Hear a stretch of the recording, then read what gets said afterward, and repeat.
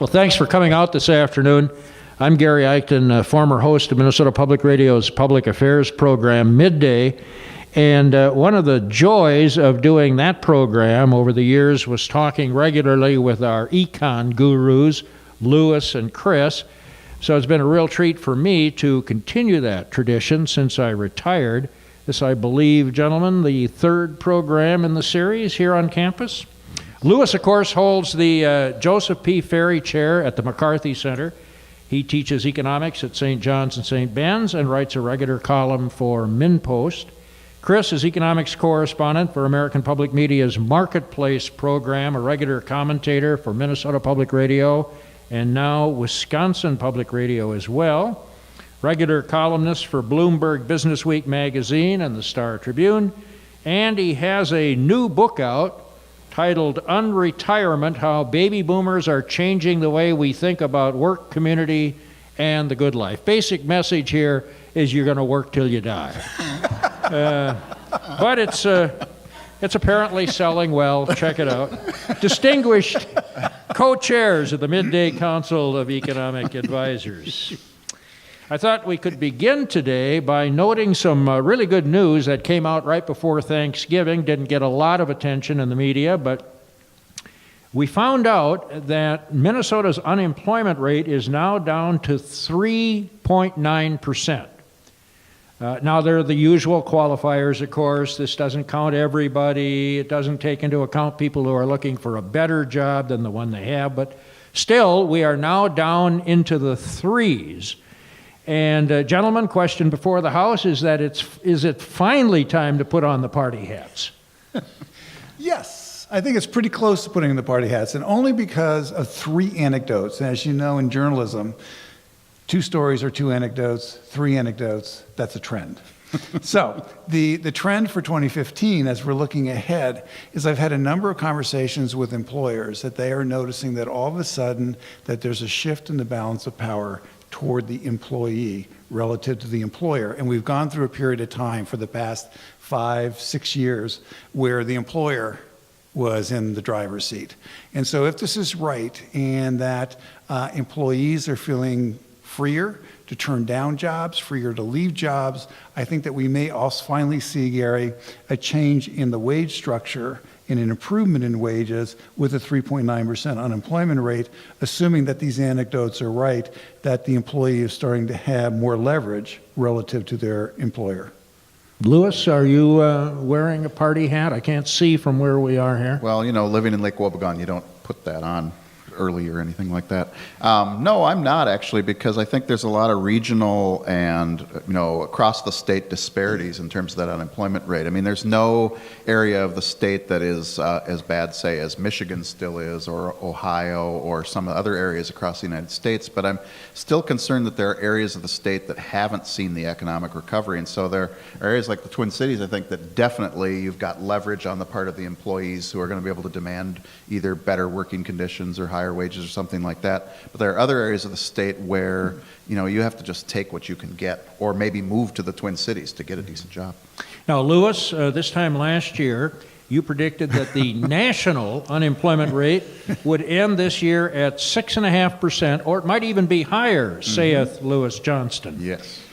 Well, it turns out it's quite a bit lower, under 6% actually, and somebody says this is the sharpest annual improvement in the unemployment rate in 30 years. So what happened? Which is why I was wrong, right? Nobody would have expected it to be. So that's why I'm an economic historian. I like to look backwards rather than forwards. It is truly remarkable. I was looking back at some of the forecasts, and I was maybe a little pessimistic, but some of the national forecasting outfits had 6.2, 6.3 as where they thought the economy was going to go. And I think 2 things have happened. One is the economy, in terms of like GDP growth, has been stronger than a lot of people thought. The second thing is, and this isn't so good, but it has been part of it, is that more people have dropped out of the labor force than we expected. Instead of continuing to look for work, they've quit looking. And so that helps push the unemployment rate down somewhat. So one good thing, one bad thing, the usual on the one hand, on the other. The old Harry Truman. Yep. But also add something to that. The private sector employment growth has been pretty good. And what was offsetting it was on the state and local government level, up and down on the federal level. But it was basically government was offsetting the gains that we saw in the private sector growth. And what happened in 2014 is that tax revenues started to improve. There was less layoffs in the state and local government. And so I think part of the force behind that sharp drop in the unemployment rate was an improvement, not so much in the private sector economy, but that state and local government economies were getting better, feeling less pressure to lay off people and actually start restoring some programs that they'd cut back on. Now, I wanted to ask you, this became an issue in the governor's campaign here in Minnesota, somewhat related to the unemployment rate and the rest. This has to do with the number of people who are said to be underemployed. Either they're working part-time, they want a full-time job, or they can't find a job commensurate with their education, what have you. And there was a debate between Mark Dayton and Jeff Johnston as to whether, in fact, there are all these underemployed people in Minnesota. So the question is, are there that many underemployed people? And if so, what, if anything, can or should the government do about that? Lewis. There are, but the question is, what does this number mean? So there was a number thrown around that 49% of the people who have a bachelor's degree, I believe, are underemployed, overqualified. And my first reaction to that number is, well, compared to what? Is that a big number or a small number? And one of the problems we have is we don't have data that goes back very far that allows us to compare whether that's a good number or bad. The only one we've got is one from 5 years ago where it was 55%. So at least in that sense, there's your 2 data points. Maybe that's a trend with 2 data points. We've got a trend downward, but then I also saw a study last week at the national level that it's about 53%. Mm-hmm. So yes, there are people who are overqualified for their positions in the sense of what the ad asks for, but I'm not sure that that's terribly unusual. I'm not sure that that's higher than it usually is. Chris? And I think also what's making it difficult to talk about this underemployment, because it's real, is it also got layered over with changes in the healthcare system.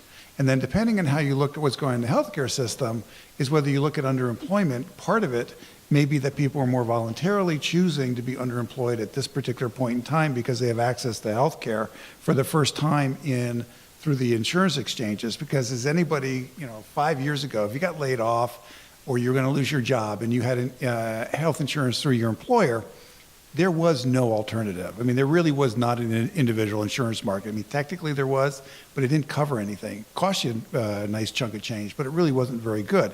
Now, for the first time, we had with the health insurance exchanges, we're developing a genuine health insurance market, and I think this is starting to feed into the confusion about underemployment.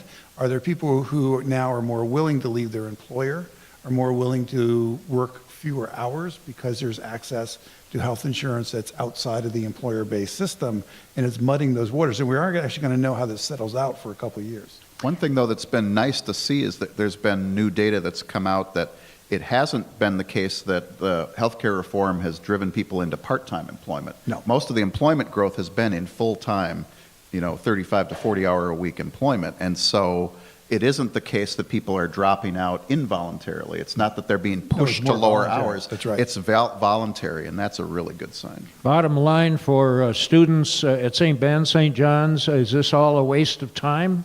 Are they all going to end up Of course not. Flipping burgers? No, wait a minute. Of course not. No. No, I'll take this one. Okay. I'm biased. Well, yes, but I mean, look, the economic evidence is still overwhelming that over a lifetime, an education pays, and a higher education definitely pays off. And it has to be relative to what? So relative to someone who's high school only, a college education really does pay off. And I think some of the, this was the toughest labor market since the downturn in the 1930s. But the thing is, I think we also had to take a little bit of a step back. When I graduated from college, and that was an era, I became a merchant seaman. It had nothing to do with my later career. And I worked in the engine rooms of ships, starting out as a wiper, which is a very good description of what I started out as. You clean the engine room, and you clean everybody else's bathroom on the ship. Therefore, you're called a wiper. And other people took people on hikes, other people worked in bars. And it's also a period of exploration, trying to figure out what you're doing. So the labor market was really tough. But a lot of this conversation is on how the education is not going to pay off for you. What bothers me is it seems to say if you don't know exactly what you're going to be doing for the rest of your life the day you graduate, that somehow this has been a mistake. And the answer to that is no. Yeah, and my daughter is a sophomore in college right now, and she's hearing this all the time. Do you know what you're going to be doing in 5 years, and do you have your career planned out? And, I'm still trying to figure it out. Well, I still don't know. It's like, what am I going to do? And what my wife and I keep trying to tell her, because we're both college professors, is you don't have to know now. You do not have to figure this all out before you graduate. You can explore, but as you said, what that does when you start looking at the labor market data is mess it all up, because you've got all this churning around of people dropping in out of the workforce, into one occupation, out of another, and trying to make sense of any trends in it is pretty difficult. But the other thing, though, is that the era of just being able to raise tuition and then borrow more money is over. That's done with. This is a fundamental shift in the outlook. I think from the point of view of running a business known as a university or a college, it's a much tougher business to be running. And the wariness about debt is real. Family finances have not been improving for a considerable period of time. Hard to come up with a scenario where family finances are going to improve a lot over the next couple of years. And so as a business, the notion that you can simply raise tuition and then people will just borrow the extra money and, hey, it's going to pay off, that mindset is over with. But that's not the same thing as saying a college education doesn't pay off. It does. And usually the people who say it doesn't pay off have 3 degrees. Chris Farrell, last year at this time, the Dow Jones Industrial Average, kind of the traditional benchmark, was about 16,000 plus or minus. Chris predicted at the end of the program a year ago that it would end this year at 18,000. We all scoffed. Well, here we are, a month away from the end of the year, and the Dow Jones Industrial Average is at 17,815, 185 points to go. Works out to about 6 points a day for the rest of this month. So, it is proof that a monkey throwing a dart against the a prediction, it's That's not a pretty bad good. way to do it. Yeah, no, but that was proof that there is a random side to this whole business. That said, what I would come back to is the reason why I was optimistic is that corporate profits, that the way, if you look at the companies that make up the Dow, you look at the companies that make up the S&P 500, that these have become global companies. And so depending on what's happening in the US has a big influence, but it's also what's happening in Asia, what's happening elsewhere. And so their corporate cash flows were incredibly powerful. And their corporate cash flows have been so great that what they've been doing is buying back their stock at a record level, which is not necessarily a good thing, but I think that is why I still feel that there is more room to grow in the stock market, and because the corporate cash flows are still extremely strong. Now, gentlemen, does a strong stock market, for that matter, a weak stock market, have any relationship to the strength of the economy? It's more of a reflection of what's going on rather than a cause. So there's the famous phrase, Paul Samuelson, the Nobelist, said once that the stock market has predicted 9 of the last 5 recessions, for example, that it's just not a predictor of what's going on. It tends to lead a little bit. So if the market's doing well, that usually is a sign that the economy might be doing well. But, it's not that much better than anything else as a predictor of what's going to happen. So the average Joe, Jane, they look at this and they say, well, really has nothing to do with me. Yeah. One of the things I think I've probably said this on a show before or something, is I'm always annoyed that they're constantly reporting the Dow and these averages every hour. And It's those radio announcers. Well, yeah, it's all your fault. So, but you don't need to know. Right? Do you look at the temperature outside every half an hour to know what it is? You look at it every couple of hours or something like that. Or you look out the window and you say, yep, it's winter. It's still winter, and I don't need to look out there to know whether it's winter in a week. It's still going to be. It's a lot that way with the stock market. I don't need to know what it is hour by hour or even day by day. I just need to know that in general, here's what it's doing. Chris? Yeah, I think for most people, if you really look at the economy and GDP and the consumer prices and the stock market, all the things we talk about, the only thing that really matters is jobs. It's jobs, jobs, jobs. That's the only part of the economy that most people really care about. However, you can report the changes in the Dow. There's exciting stories going on, and it does tell you it is a reflection of some of the things that are happening in the economy. It is not, obviously, is not the economy. But what really matters, what's going on with the job market. Immigration, big issue, certainly in Washington, across the country over the last year or so. The question here is not what kind of immigration policy we should have, but what impact, if any, does our immigration policy have on the U.S. economy? So, if you want to improve the U.S. economy, you allow people to come in. And, the United States has been a major beneficiary of immigration over our history, and particularly over the way that started after the change in the law post 1965, which sort of changed the immigration coming to the U.S. And basically, whether you're looking at Silicon Valley, you're looking at restaurants and neighborhoods that are being revived, one way to think about it is, immigrants have been the steroids of economic growth for the U.S. And we have been an incredible beneficiary of immigrants coming here, creating businesses, starting businesses, attending college, being employees, building bridges to other nations where we have trade going back and forth. And so we are a beneficiary of immigration. Yeah. Lewis? And I agree with everything you just said, Chris, and you could summarize it as the following idea, that when you look at economic growth in the United States and across most countries, one of the main contributors to that is something economists call human capital, which is the education abilities and also the health as well, abilities of people. And by allowing immigration, encouraging immigration, we benefit from this huge inflow of human capital year after year, and we have over the last 200 years in the United States. So whenever I hear people talking about securing the border, I have to say, I get really nervous because that's one of our main sources of human capital growth in the United States, especially given that we've topped out on high school graduation rates among a lot of populations within the United States. We haven't done a good job across all groups, but there's only so much you can push for the people who are already here. We need to bring people in who have those skills. If you had a dramatic increase in the number of people coming in, would that really hurt the people at the bottom of our economic ladder? No. It's not the people coming in that are causing the issues. Typically, and if you think about what a lot of immigrants do, they're competing in different labor markets from people who were born here and grew up here because of language barriers and language reasons. So, and this is one of the things that people don't necessarily like to hear this, and there's a lot of things we can criticize economists for, but one of the things they have done a really good job is looking on the local, regional, and national level, trying to really, what's the cost of immigration, and what are the benefits of immigration?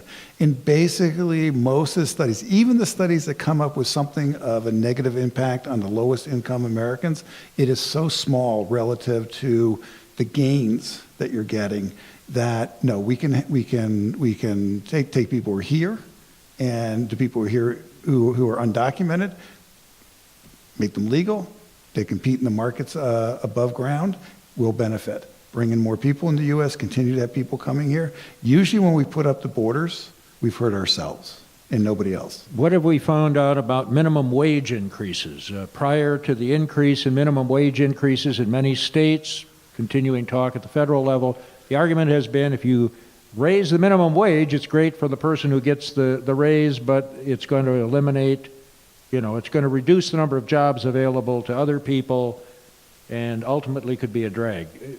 The minimum wage has been increased. Do we have any sense of what's actually happening now? Well, it's doing what economists, if you actually read what economists said rather than than pundits said it would do, which is, well, it'll make a difference in the lives of people who are at that level, who are at the minimum wage. They are going to get a boost, but in terms of employment effects, either increasing it or decreasing or making it anything like that, it's not going to make much difference. And that's one of the things that to me is really, it gets to the immigration issue, it gets to trade, all kinds of things.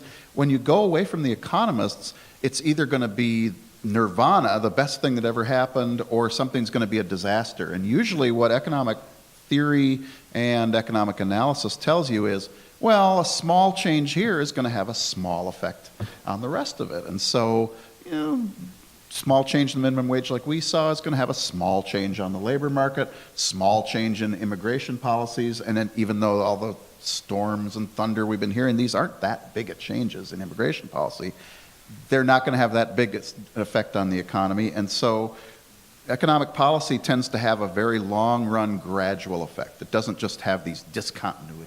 Chris? And I think this is part of a bigger story in terms of thinking about inequality. And as we've had the demonstrations about raising the minimum wage, and a number of states have raised the minimum wage. It's about realizing in terms of low-income workers and their reliance on food stamps and other safety net features. And is this kind of society that we want to be having? And how do we increase the rewards to work? And some of the criticisms of the minimum wage, of increasing the minimum wage, have a reasonable basis in doing things like improving the earned income tax credit might be a better way of improving the wages of low-income workers. Okay, but you can't sort of squelch the minimum wage increases and then not do anything on the earned income tax front.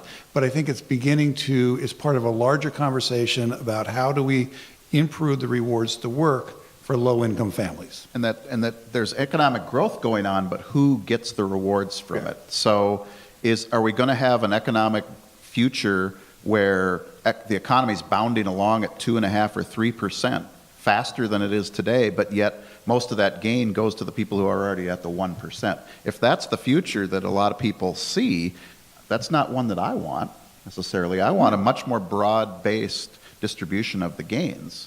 And the question that a lot of us are asking, and that it's not clear whether it's there or not, is there a trade-off? Is there a trade-off between having inequality of the kind we see now and faster rates of growth? There are some who say, yeah, the only way to get 2-3% growth is to make sure that the top 1% are the primary beneficiaries and the bottom 99, they just kind of stay roughly where they're at. There are others who say there's no trade-off at all. Question is, what's going to happen? So looking into 2015, let's assume somehow that, the bottom two-thirds, the folks, get a nice bump and they're happy, they're doing well, they're moving up. Will they care? Should we care about the people at the top end? Does it really make any difference that you have a lot of very wealthy people if the people who aren't very wealthy are still doing well? Well, so the big question is, most of the problems in our society are median income and below. So if median income below, their job prospects, their economic opportunity, their wages are improving, and you're seeing a genuine growth path, and you see a change in the shift that if you're born into a low-income family, the odds of the child moving up the income ladder are increasing. So economic opportunity, then you don't care. All right, then it's sort of like, okay, then it's about what's a good society. We can have important debates. If, however, you're a society where economic opportunity is being diminished, where the rewards to work don't seem to be there, and lots of people seem to be falling behind and constantly falling behind, then you really do care a lot. And it's increasingly tied to education, to come back to that if you look at the data, the prospects for getting a job, if you're someone who's a high school graduate, today are about 20 to 30% lower than they were 30 years ago. So you've got, maybe opportunities aren't there for the median income and below, and it's increasingly tied to, did you go to college or not? Or did you at least get some college or not? And it even ties back to the finance question. Can people go to college? Can they afford to get that stuff? And if we've got barriers that make that not happen, then it's increasingly looking like the gains are going to go to the top and the median's going to fall or basically stagnate. I want to get some audience questions, so if you've got some, raise your hand, and Nick and Michael, get a question to you. Follow up on the education issue, though. There have been a few op-eds that I've seen recently that suggest that higher education, in essence, may be the next big bubble. That everybody's being sold on this notion, if you get a good education, by golly, you're going to do better than the guy who didn't. You can get ahead. It's a key to prosperity, on and on and on. And the argument is, well, at some point, that's not going to work out. If everybody gets a good education, then there are people that aren't going to get a real good job. Right, although we would like to be in that position. So, but I rebel against the term bubble, because what a bubble always suggests is that you have this thing that is just worthless, that it's just growing and growing in influence, and then it pops, and then you realize, yes, it really is worthless. But what I do think is that there's a lot more questioning going on about the traditional 4-year college education. And are you going to move more toward an education where you might go and do apprenticeship, and then you might go and get a 4-year later on? Or are you going to, or community college, and then continuing that? So I think we're moving to a very tough period that involves teaching and involves the online world about disaggregating the album known as the 4-year college education. And how do you, in a way that advances people's careers, how can they pick the songs that they want or the education they need over a lifetime? But I don't think it's an argument against higher education. It is an argument about the current delivery system we have. Lewis? Yeah, that it's going to stay the same. That's the crux of it right there. And tied to that is the idea that there's a bubble because, well, there's only so much people need to know, right? We don't need all these people who have computer science degrees or something like that. And the fault in that is that it's assuming that the current technological frontier, the current state of the art in whatever field you want to talk about, is fixed. Okay, and we're just growing towards it and then we stop. Well, it's moving too. The skills that we're trying to help students learn today, I'm trying to think 5, 10, and 20 years down the line. And things that aren't even going to be invented for 5, 10, or 20 years down the line. I want them to be able to do those kinds of things. And so that's the part I think that gets left out when people talk about a bubble. Is there a bubble we should worry about? Only in the sense that if you start getting on bandwagons like, for example, MOOCs, massively online, which I can never remember what the MOO is, but it's massively online. Not just in higher ed, but across the board. But there are these fads that keep coming up, and I think there are bubbles that are maybe in these individual fads. Yeah, so farmland was beginning to get that froth. Farmland's come down in value. But farmland was having that froth where part of what a bubble is that a bubble always is grounded in good economic fundamentals, a good financial story. So if you look at the world, and the world is getting richer, and we have this globalization, then and people are becoming wealthier, and they want to be spending more money on the quality of food that they're getting. Agriculture is one of the most important industries going forward. It's always been critical. And so then good farmland, there's always going to be demand for good farmland. And then, but the question is at what price? And so there really was, I think, in the U.S., there were signs of a bubble emerging in the farm economy because it was a really good story. And how do you evaluate this? I think that's cooling off, but that was genuine. The Fed was concerned about it. They were monitoring it. Again, I don't see it as a bubble that could take down the economy at all.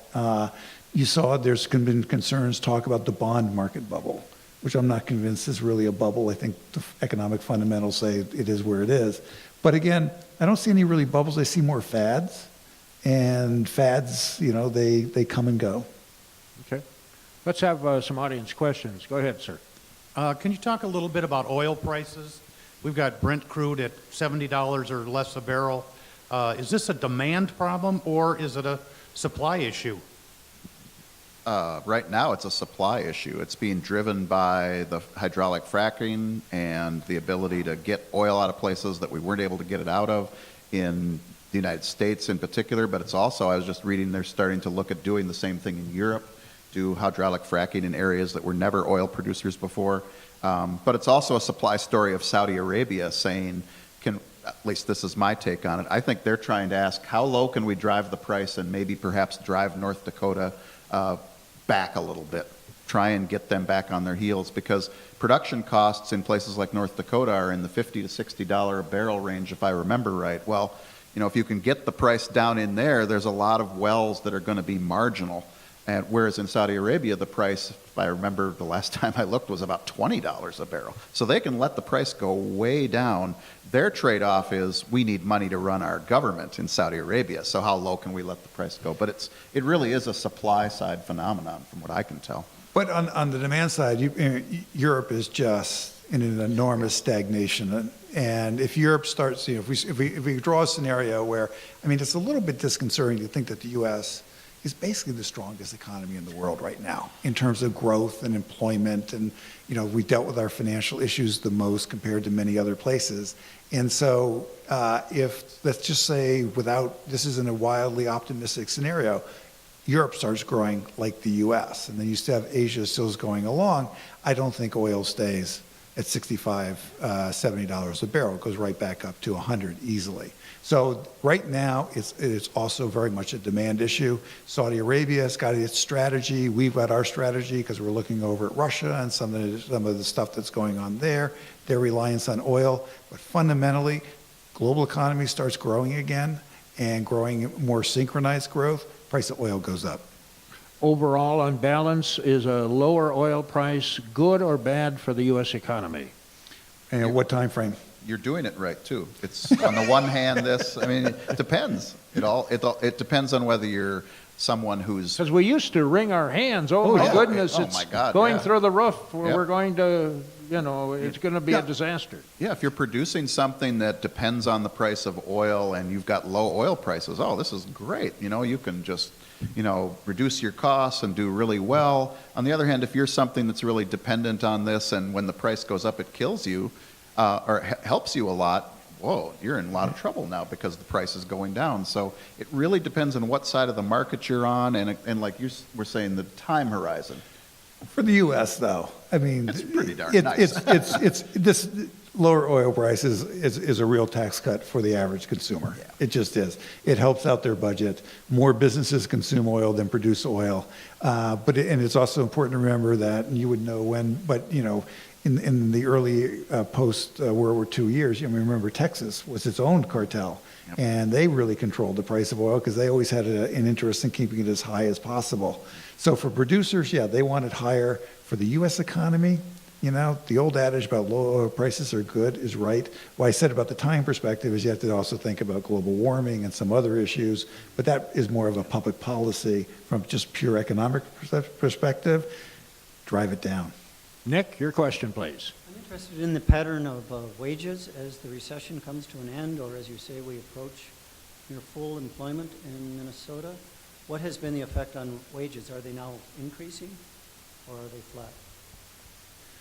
Well, the data that I've looked at, and it moves pretty slowly in terms of being published, but as I see it, wages are still flat. So that's why I say, for looking forward to 2015, from anecdotes that I've heard, and Lewis is absolutely right, this is mostly a Twin Cities metropolitan region story. And I think for some other metropolitan regions, you're going to start to see increases. But the story is still flat wages. Agree, Lewis? Yeah, absolutely. Another question, please. About health care.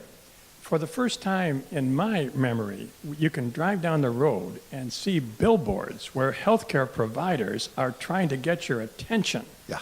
Now, are they simply trying to lure in the folks who are uninsured, or is there a larger thing going on here, brought about presumably by the Health Care Act, or what is going on here in the healthcare industry? It would seem if there's greater competition leading them to advertise, that it may also have an effect, long-term effect on prices. What's your read on this? Lewis? I've been fascinated by that too, because especially like the urgent care seem to be the ones that are really in it. And it's built on the idea that now, you brought this up earlier, Chris, that people have coverage. It's not a matter that people don't have coverage anymore, it's that they have it, and healthcare delivery systems have to compete for who gets your dollars. And so my concern is, are we going to see the competition only in certain areas? Urgent care, selective surgery, dentistry, some things like cosmetic dentistry in particular. Are we only going to see competition in those areas, and then the others are still going to be quasi-monopolies where whatever your network says you do it? Or are we going to see it spread across all the different things? I don't have a good read on that. So since I said 18,000 on a Dow and got pretty close, I'll even go a little bit farther out on a limb. To a large extent, what you're seeing is over the next 5 years, one of the big question marks is going to be, yes, right now that is trying to bring in the uninsured, bring the uninsured into the market. Over the next 5 years, do more and more employers decide, why do I want to deal with this healthcare stuff? You know, my employees get mad at me right around the benefit season every year. This is a headache. It absorbs an enormous amount of time, and therefore more employers are going to use the health insurance exchanges and put their employees in the exchanges, and then it becomes more of an issue of how much do I help them out financially, let them make their own decisions for their family. I think that these health insurance markets are a much bigger deal than we're aware of right now. We've been really caught up in the problems with the rollout, and despite the problems with the rollout, they've been reasonably successful. But over the next 5 years, as we get more experienced, as the insurance companies, largely keep their commitment to the health insurance exchanges, as the health system becomes more used to it, I think more and more employers are going to start wondering, is this the way for me to go? And so I think that's also where you're going to see a lot of the activity over the next 5 years. And I can pretty much guarantee that every company that's of medium size right now is starting to weigh, at what point would it make more sense for me to pay my employees X amount of dollars to help subsidize a health insurance exchange and not deal with myself. Very few are willing to do it right now. It's like that old adage, everybody wants to be second. My suspicion is everyone wants to be third in this one, but once you get to be third, it's going to be a lot of people making that decision. And you get people used to doing this too. I think that's just part of it, of learning to use markets. Everybody knows to go get auto insurance, right? We can do that without anybody telling us that how to do it. We go to an insurance agent, we do that, but we've never had to do that with healthcare before, except for a small percentage of the population. Well, as more people learn how to do it, it'll be like, well, of course I know how to go out and do that. I just go online, or I go to the broker and I just do this. And in a few years, that'll be something, as you said, the employers will just say, well, part of your benefit package is this much money, which you can then take to whatever health insurance company you want. Yes, sir. Your question, please. I hate to bring it back to the idea of a bubble, but do you see potential for maybe some sort of bubble developing in regards to student loan debt, where universities are raising tuition again, students taking out loans to pay for it that they might not be able to pay back, not unlike, taking out a bad mortgage. Do you see some sort of bubble developing there, or what might be the adverse effects of student loan debt? Because you hear a lot about it. The term bubble is there, and it's been used a lot, with people borrow more than $1 trillion. And I reject the bubble notion, partially because $1 trillion, okay, how much money is that? And part of it reflects more and more students going into college. And then when you look at where the problems are concentrated, they're concentrated in certain segments of the market, particularly in the private college side of the market.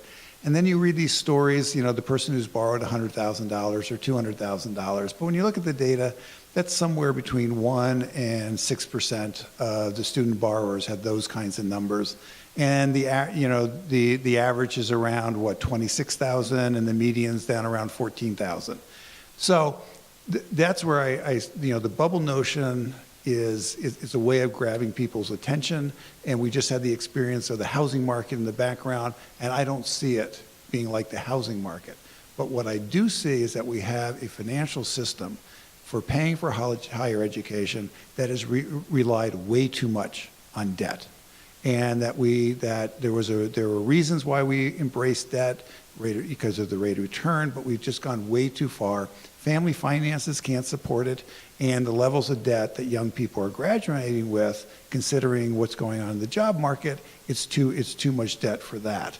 And I think we are at a point where this is, more and more families are making choices where their students are not borrowing as much as they might have in the early 2000s. I think there's a lot less borrowing against home equity loans in order to pay for college. Lots of things aren't being done. So I don't think it's a bubble, but I think it's a market that is topped out, and there's a recognition that you can't saddle young people with this much debt. The question is, the political process is slow, and what are the alternatives? And if you think the political process is slow, look at how fast colleges and universities can change.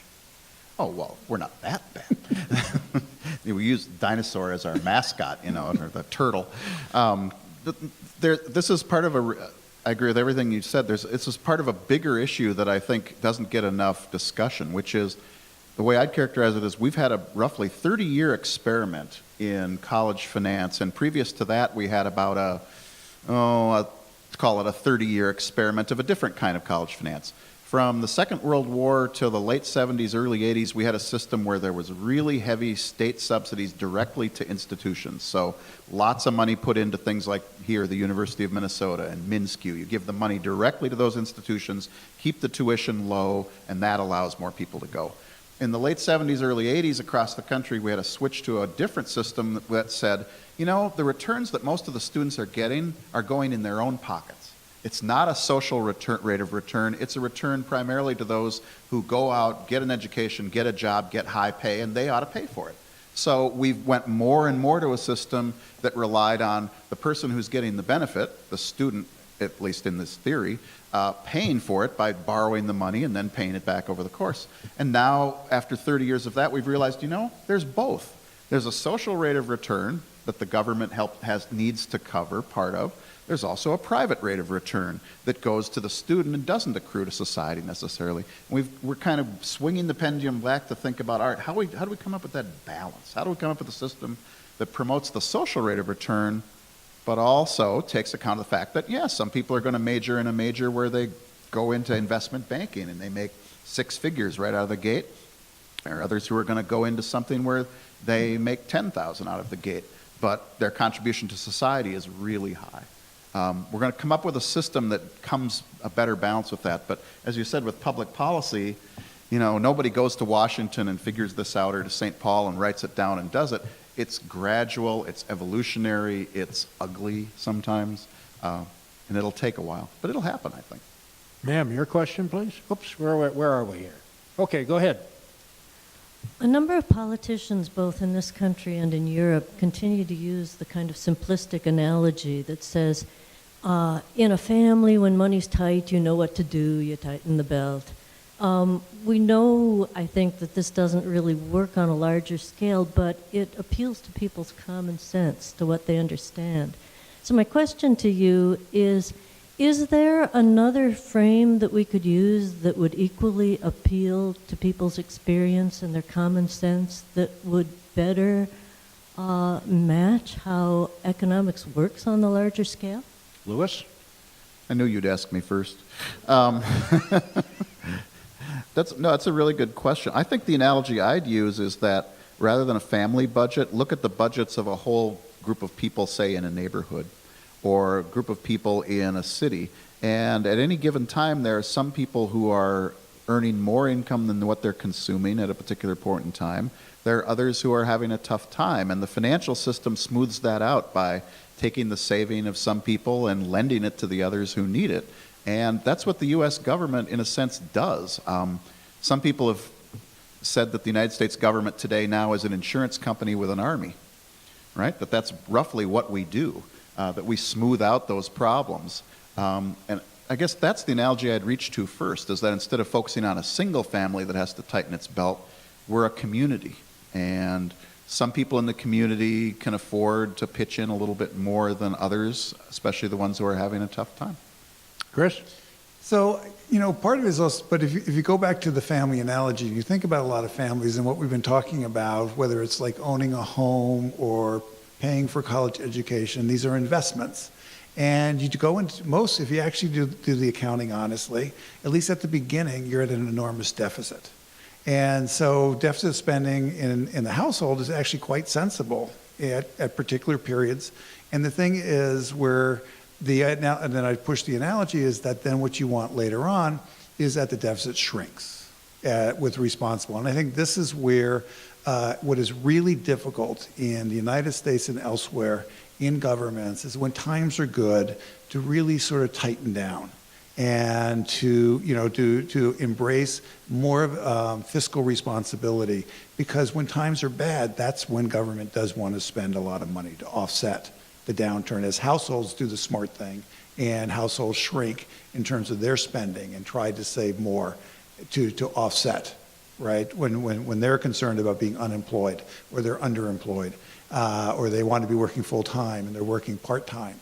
So I think that where we demand more of our policymakers is really not in the bad times. It's in the good times. Because in the good times, it's really easy to start giving things away, because that's what you do, because you have political constituents. They're not bad people, but you are rewarding your political constituents.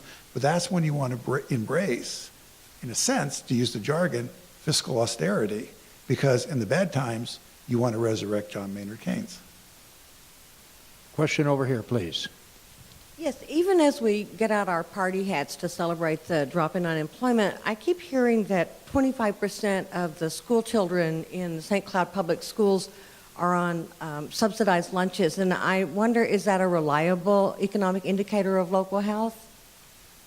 Yeah, it is in the sense, and I think that's actually even low. I think it's a lot of the individual schools in St. Cloud, I know it's at 40 and 50% on reduced. Yeah, and I think this gets back to a theme that Chris and I have been bringing up explicitly and kind of been implicit, which is, what are the benefits of economic growth? Who gets the benefits of economic growth? If the unemployment rate has fallen to 3.9% in Minnesota, or if the U.S. economy is growing at 4% per year, who is it benefiting? And part of what we're having to deal with is that if you look in the past, say in the 50s, 60s, and into the early 70s, we could use those kind of top-level indicators and know pretty well that it was broad-based. So if you look in the 1950s and 60s especially, if GDP was growing quickly, pretty much the benefit was going across every income group. Well, now we can't assume that anymore. That's just not true. There are a lot of situations where, the last 10 years for sure, where almost all of the gains have gone to the top. So these top-level measures, like the unemployment rate, like the poverty rate even, they don't give us enough information to really know what's going on. We've got to dig in. The good thing is that we've got the data now in a way that we never did before. I'll make a pitch here, as long as Congress doesn't mess it up and start turning off some of the surveys that we rely on to be able to find out what's going on. But we can get down and get really fine-grained, detailed data now on what's going on across different family sizes, across different geographic areas, and we don't have to just rely on, one number or three numbers. We can start there, but then we can dig in. Yeah, and I think part of it too is as we've been saying about the rewards to work. And, most of us have in the back of our minds an image that if you're working, you're making a decent income. And what is increasingly happening is people who are working are not making much money. And they are reliant on school programs in order to feed for lunch. And so this is one of the real issues in our society about how do you deal. I mean, are you bothered by this? I'm bothered by it. And if you are, how do you deal with it? Question up here, please. Yeah, so my question goes back to when we were talking about Lewis's 2-point trend with bachelor degrees and people being overskilled, perhaps, and we haven't measured that for very long. About 2 weeks ago, we had a speaker on campus who talked about millennial job growth in Minnesota, and that millennials are leaving Minnesota, those of us who are born here. I wondered if you could comment on that. Is that because of that overskill thing, or is it something completely different? I was just wondering if you could comment on millennials and jobs in Minnesota. It doesn't ring true to me. At least, I'd have to look at the data more carefully, but it isn't my impression that millennials are leaving Minnesota. They might be leaving certain parts of the state, but I don't think they're leaving. Well, we have to look at the data to understand that, but is it true? Yeah. That, we've been told over and over the bigger question that we're going to have a labor shortage, big labor shortage. Farrell over here is preaching the gospel of old timers continuing to work till they drop, but to fill the void. Is that true? Well, I sure hope so. Jeez. But I do think on the millennials, where what we are starting to see, and I think this is that what businesses are now realizing, is that you have, if you think about it, using the term that economists love, Lewis used, human capital. I rebelled against this term, but it is out there. All right. So if you think of young millennials with a college education, a college degree as human capital, they're really cheap right now. And so what's happening is that businesses are realizing that they can grab a lot of really good potential future employees for not much money. And so I do think that the millennials are doing, at least in a number of the job markets, are doing extremely well for just that reason. It's this very simple calculation of you have the skills and you have the education and we can pick you up at a relatively cheap price, which is why the job market has turned and gotten a lot better for the college graduate, the recent college graduate. And there's a trend that's been going on certainly for the last 30 years and probably longer, but we talk about globalization a lot, but we don't talk enough about the fact that there used to be kind of a regional set of job markets in the United States. Like if you're born in Minnesota or Wisconsin or North Dakota or South Dakota or Iowa, you kind of stay there. Some go off. That's just not true anymore. We have a national and international job market. And, if you're a millennial who has a certain set of skills and you could do better by going somewhere else, you go. Maybe you come back later, but you go. Whereas I don't think that was true, certainly, 30 years ago when I graduated from college, the norm was you pretty much stay where you were.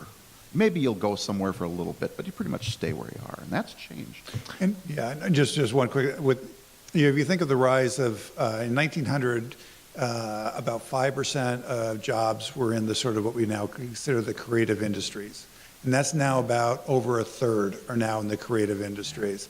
And so what I'd be surprised about people leaving Minnesota is actually if you look at the 7-state region or the 8-state region, the Twin Cities is a magnet for people who are attracted to the creative industries in this region. Now some people may be leaving to go to New York, some people may be leaving to go to Austin, Texas, of course. But I do think that at least the Minnesota is a relative magnet compared to a number of the states that it's surrounded by. Bring your parka. We don't have a lot of time left, but I wanted to ask you, we've already heard a lot of talk from politicians both sides of the aisle. By golly, we're in favor of tax reform, and we're going to reform the tax system this coming year. What, from an economic standpoint, how should we measure the value of a tax reform proposal? What would a good one look like from an economic standpoint? Well, we can say whatever we want because it's not going to happen. And one of the reasons why it's not going to happen is there's this conversation about, the individual income tax is a little too complicated. Okay, but we're going to do the corporate tax thing because, the United States has the highest tax rate for corporate taxes in the world. We got to bring that down. And then it makes so much sense. So the story is you're going to bring it down from 35% to 25% or 28%. We'll debate a little bit about that level. And then we're going to pay for it we're going to get rid of some credits and deductions, and it's going to make it simpler. Everyone's going to be happy. Hello. Most corporations don't pay anywhere near 35%. And the big problem is that if you lower the overall corporate tax rate, but you get rid of some credits and deductions, there's actually enough companies may see higher tax rates that they're going to rebel against it. So corporate taxes, which made so much sense that this is what everybody should embrace in this globally competitive world that we're in, I think it's just simply going to founder on self-interest. And so then you have the individual tax rate, and if you want to go back to Republican camp, he's lame duck, but the Republican camp in the House came up with a really good overhaul of the tax system. And nobody actually even talked about it. Did you hear about this? It just disappeared. He put in a lot of work, a lot of testimony, it was good trade-offs, and it has disappeared. So I just think this is a fundraising vehicle. We're going to see very little real, genuine tax reform, which would benefit everybody, not so much in terms of measured by economic growth, but by terms of measuring by time wasted and in terms of simplicity and efficiency. It has not really much to do about economic growth. You can have a lousy tax system and really good economic growth, but the problem is this really what you want to be spending your time doing? Do you really want to be GE, and I don't know what the department is, but 300 tax professionals? Is that what you really want all these smart people to be doing? Or how about doing something else? But I don't mean to be a cynic here, but I just don't see it happening. Lewis, is your glass half full or half empty? Regards to the economy, or Yes. yeah, it's definitely half full, and I think the coming year is looking really good in terms of the long run trends of unemployment and income growth and things like that. But we're going to continue to be foundering on the rocks of income inequality, of whether work pays and how well it pays, and whether the fruits of economic growth are being distributed relatively equally. Chris, how's that glass looking? Oh, it's more The than Farrell half full. glass? The Farrell glass is more than half full. But what we're going to have is a year of crisis. We're going to, oh no, there's a recession around the corner. Oh no, this is going to drag down the economy. And so they're going to have an enormous volatility and commentary about what's happening in the economy. But overall, the economy is going to get stronger. The unemployment rate is going to go down, but it's going to be within a very volatile context. And in all seriousness, a lot of the things that are out there are truly worrisome in terms of what's going to happen in Europe, because Europe's really holding back the U.S. economy at this point, holding back the global economy. The unemployment rate is just horrible in Europe, and it's giving the rise here in the U.S. and giving rise in Europe and elsewhere to these fringe parties, or at least we would in the past would consider them fringe parties, that are moving into the mainstream. And so there is a lot of genuine reasons to be concerned. So I would say that it's a year of volatility, but the underlying trend is genuine improvement. Last question, Lewis, for you, and then Chris. Lewis, your question is the unemployment rate at the end of 2015 will be? I'm going to go with 5.7, not that much lower than it is now. Pretty much what it is now. Pretty much what it is now. Chris Farrell, let's say the Dow plus or minus is 18,000. As you predicted this time last year, next year at this time it will be? So I'll go for 19,000. 19,000. All right. Chris Farrell, American Public Media Marketplace Economics Correspondent. Lewis Johnston teaches econ here at St. John's and St. Ben's. Joseph Ferry, Chair. Thank you very much. Thank you. You. Thank you.